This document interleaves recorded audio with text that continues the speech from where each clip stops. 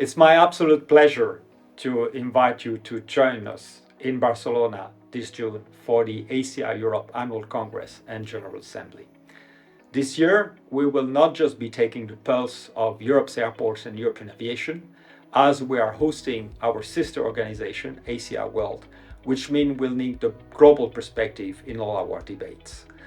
This is coming, of course, at a crucial time, as our industry is finally recovering from the pandemic with much focus on resilience, and as we need to chart a way forward for the transformation of the airport industry around the three pillars of sustainability, innovation, and diversification.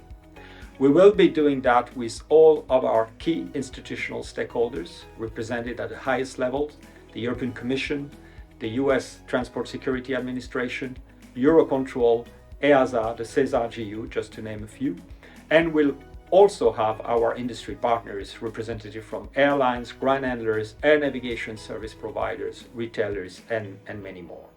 So I really invite you to join us in Barcelona. I think it will be a unique opportunity for you to broaden your network. And for us, our ambitions is clearly to help you chart the way forward for your business at a time when there's so much uncertainty.